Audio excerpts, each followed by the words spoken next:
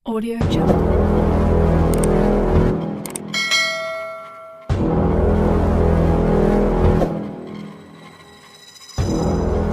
Audio Jungle. Hai guys, bersama lagi dengan saya berkongsi cerita di Mitos Misteri Channel. Kisah seram, misteri dan mitos saya hidangkan sebagai hiburan ketika guys semua santai. Saya harapkan guys terhibur setiap video yang saya kongsikan di channel ini.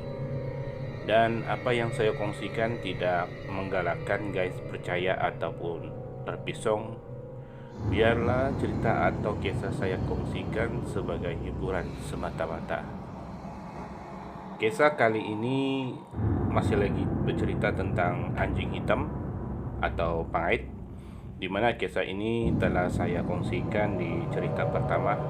Namun saya minta maaf tidak memberitahu cerita ini ada part 2. Ini karena tiba-tiba saya teringat pengalaman kakak saya ketika dia berumur 15 tahun. Jadi timbullah rasa ingin kongsikan pengalaman menakutkan kakak saya ketika itu. Oke, begini ceritanya. Semasa kakak saya berumur 15 tahun, pakcik saya menawarkan kerja kepada kakak untuk membantu istri pakcik di rumah. Oleh kerana istri pakcik hamil anak kedua, maka pakcik meminta kakak membantu istrinya. Maklumlah keadaan wanita mengandung agak susah melakukan aktiviti kerja di rumah. Kebetulan masa itu cuti sekolah 1 bulan. Jadi inilah kesempatan kakak kerja 9 sebelum sekolah dibuka kembali pada tahun hadapan. Kerja kakak senang, hanya membasuh kain, kemas rumah. Selainnya istri pakcik lakukan, seperti memasak, itu dikerjakan oleh istri pakcik. Hampir 2 minggu kakak bekerja sebagai pembantu istri pakcik. Dan hampir 2 minggu juga kakak sering ke sungai setiap hari. Ada saja kain yang harus dicuci atau dibasuh. Maklumlah masa itu zaman 70-an masih menggunakan tangan untuk membasuh atau mencuci kain. Pakcik pula bertugas sebagai pegawai Jabatan Kereta Api Negeri Sabah. Kebetulan tempat tinggal dan pekerjaan pakcik di luar bandar. Keadaan kampung ataupun tempat tinggal pakcik itu rumahnya agak berjauhan, ya, jarak-jaraknya berjauhan. Keadaan menakutkan lagi, kawasan sungai dari kotes rumah pakcik agak begitu jauh. 10 menit jalan kaki baru sampai ke kawasan sungai, di mana kakak sering membasuh pakaian. Satu masa waktu petang, hampir jam 3 petang, kakak membasuh pakaian di sungai seperti biasa dilakukannya. Ketika asik membasuh, kakak terdengar bunyi langkah-langkah kaki orang menuju ke arahnya. Untuk memastikan siapa mereka, kakak coba melihat dari jarak jauh.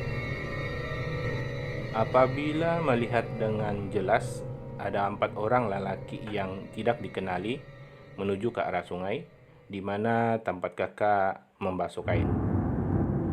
Kerana takut disebabkan orang-orang ini tidak dikenali, kakak cepat-cepat lari ke samak belukar berhampiran sungai, membawa pakaian yang dibasuhnya, bersembunyi sambil mengintip siapa mereka. Benar sangkaan kakak, mereka bukan orang kampung dan dari warna kulit, bahasa, mereka bukan warga Sabah. Kakak juga kenal bahasa mereka. Bukan bangsa Sabah, tetapi bangsa warga asing. Kata kakak, kesemua lelaki ini bertubuh besar dan di tangan mereka masing-masing membawa golok ataupun parang panjang. Melihat keadaan mereka berempat seperti tergesa-gesa. Namun ada di antara satu orang lelaki seperti memeriksa seluruh kawasan sungai. Mereka seperti menyadari baru saja ada orang membasuh kain di sungai tersebut. Kata kakak hanya berdoa ketika itu meminta perlindungan. walaupun masa itu tubuh kakak dipenuhi samut, namun demi keselamatan diri, kakak sanggup bertahan digigit samut seluruh tubuh. Hampir 20 menit, 4 lelaki ini memantau keadaan di kawasan sungai. Akhirnya mereka pergi. Kesemua lelaki ini berpakaian serba hitam, berkasut boots. Mungkin dari bunyi kasut boots mereka yang menyadari kakak ketika membasuh kain. Agak lama juga kakak bersembunyi. Ketika 4 orang lelaki ini pergi, barulah kakak keluar dari persembunyian dan terus lari pulang ke rumah. Ketika sampai di rumah, istri Pacik heran dan bertanya kenapa kakak seperti ketakutan. Lalu kakak pun menceritakan apa yang berlaku. Kata istri Pacik, memang benar waktu itu dan masa itu adalah bulan grup anjing hitam dilepaskan. Kebiasaan warga Sabah akan menyebut masa ataupun waktu panas. Ini adalah kebiasaan sebutan waktu panas. Maknanya setiap tahun 12 bulan, 1 bulan ditetapkan waktu anjing hitam atau pangait diperintahkan mencari mangsa. Maka warga harus berhati-hati. Dan pada masa itu juga warga Sabah berkawal di setiap kampung dengan senjata yang ada. Orang-orang kampung juga dilarang keluar malam lebih dari 9 malam.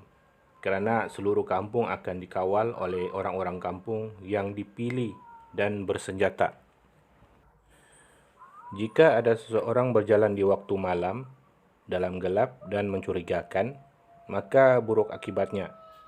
Kerana seluruh kampung telah bersepakat aturan yang harus dipatuhi. Jadi bukan mudah ya atau senang aktiviti anjing hitam ini. Mereka diburu dan dipantau oleh warga.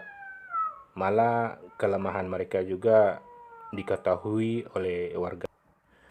Pendek cerita, grup anjing hitam ini adalah pemburu kepala melakukan kejahatan di Sabah, malah ditubuhkan dari orang-orang berpengaruh. Banyak lagi cerita tentang grup anjing hitam atau pangait, tetapi agak dirahsiakan untuk dikongsikan di sini.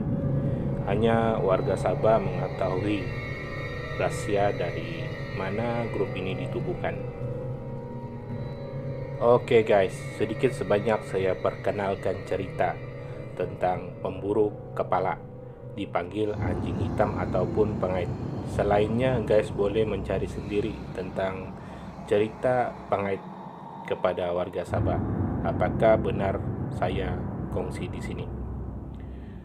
Dan saya harapkan guys semua dapat menyokong channel ini agar banyak lagi cerita yang saya kongsikan kepada guys semua.